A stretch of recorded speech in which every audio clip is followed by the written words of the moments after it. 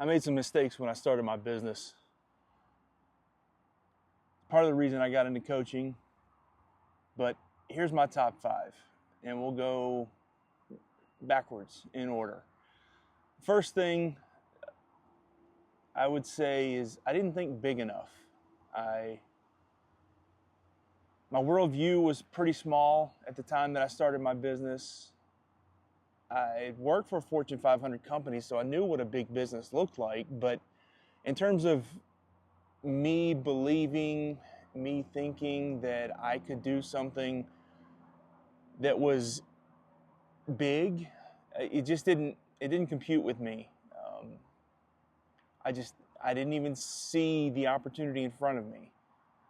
Now, once I got into business, I started seeing opportunity everywhere, and that's when I would say my perspective really started to shift. But it took me taking the leap with the mindset of I need to pay bills, I need to provide for my family. That's what was my original motivation, was just providing for my family. And my goodness, you're talking about a narrow scope. So I got into business, I started talking to people, started meeting new people, started exchanging ideas, and I would say my mindset started to shift.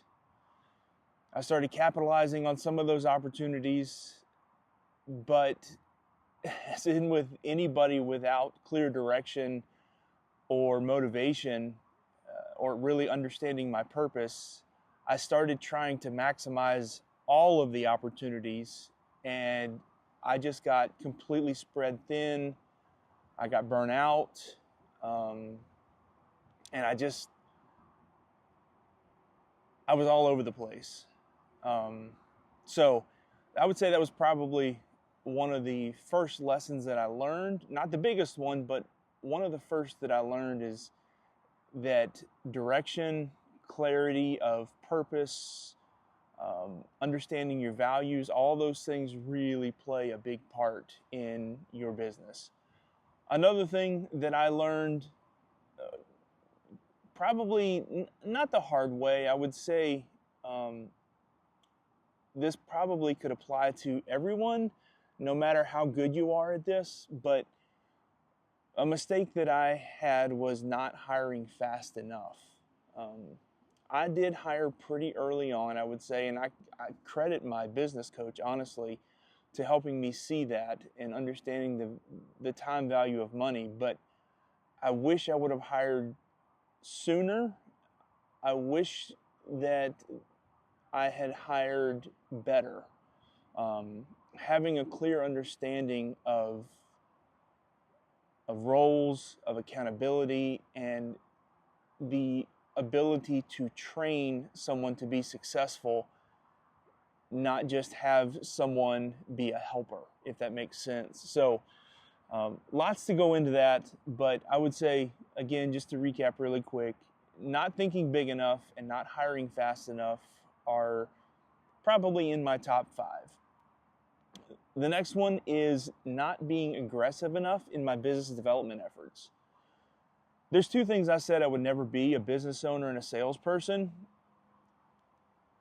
And ironically enough, it's the 2 things that I love the most. But when I got into this, I didn't really understand what sales was. I thought of sales in a, I guess you could say in a, like, a used car salesman kind of mindset, or somebody that has to convince you to purchase from them. That is certainly a strategy. It's certainly an approach that is still used and practiced to this day, and people are successful at it. I don't want to take credit away from them or diminish that strategy in any way. It's not for me. It's not me. It's not who I am.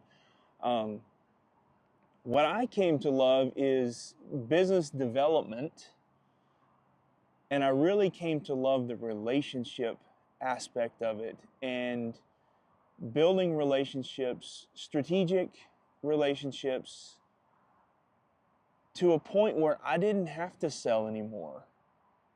It clicked with me one day, and I realized that the phone calls that were the best customers on all fronts, they were the highest paying customers, they asked the least amount of questions, they trusted me to come in, do the work, do it well, and for them to pay.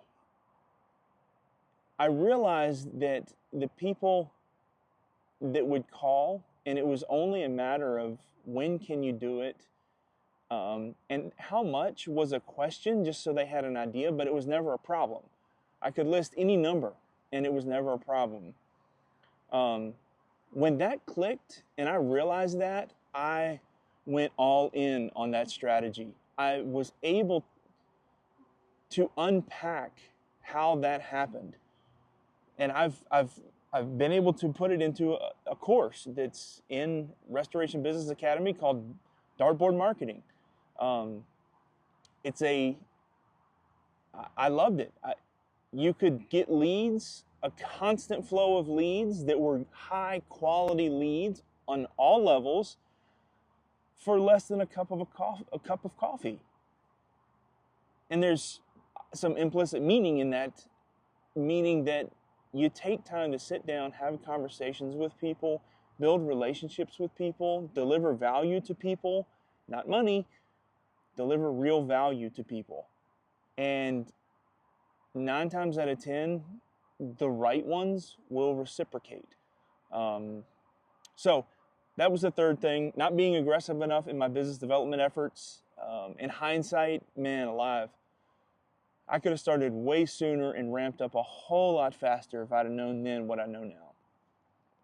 Another thing in my top 5, I would say, is not understanding my numbers soon enough.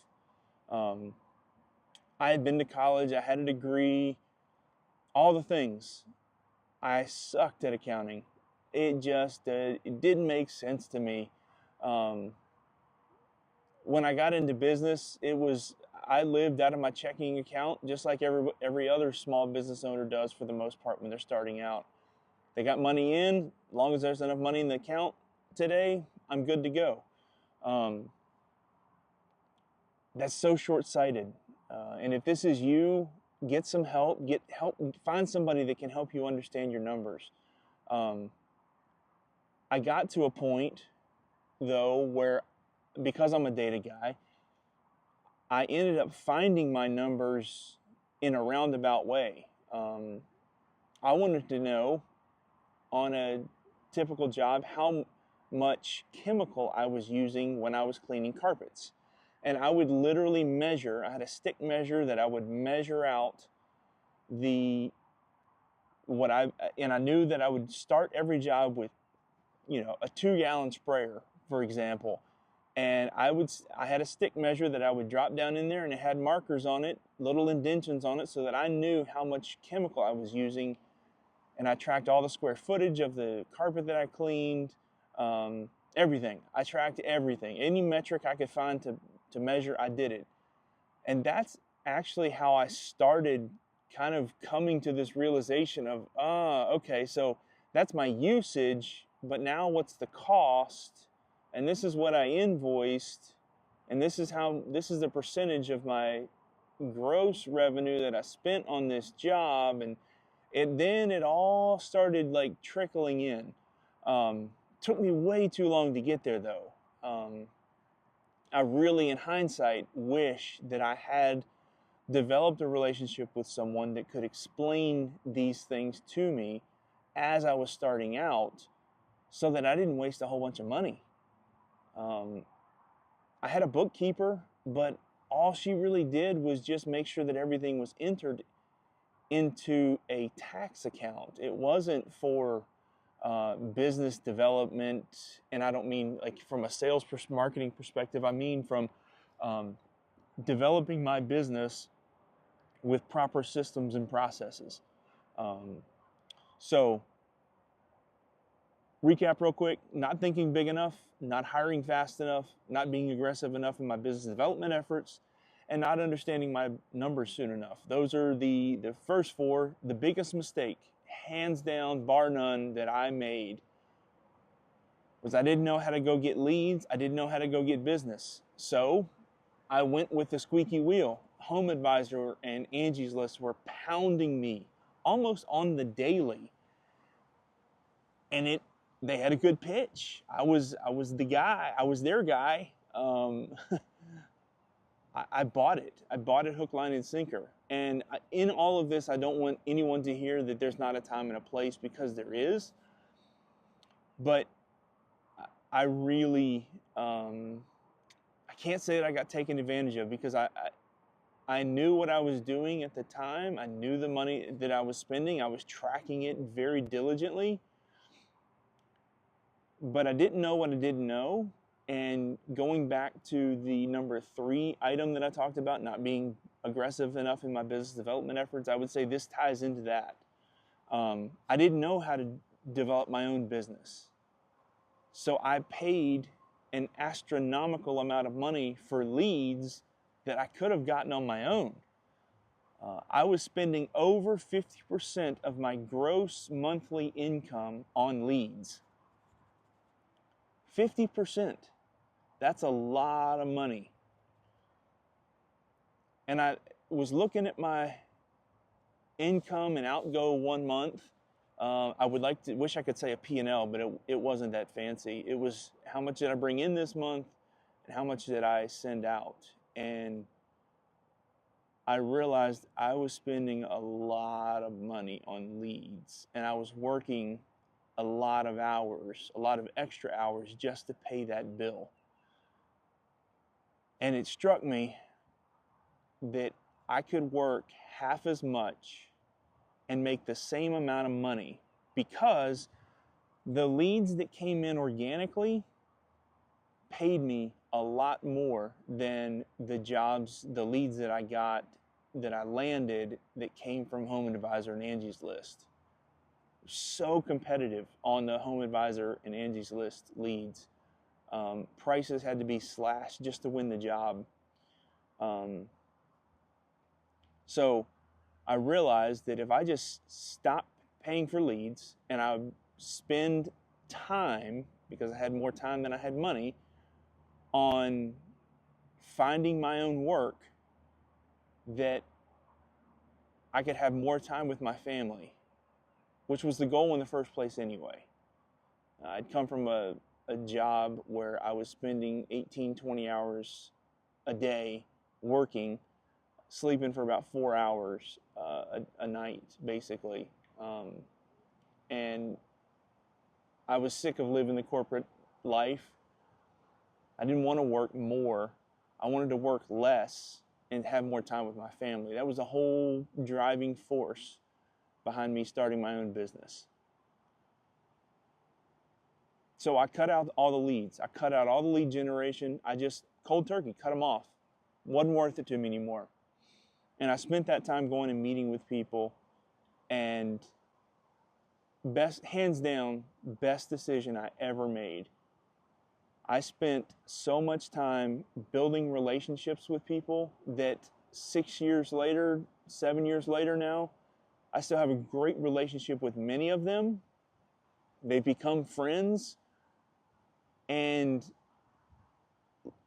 as of February 2025, it's been about 3 months since my last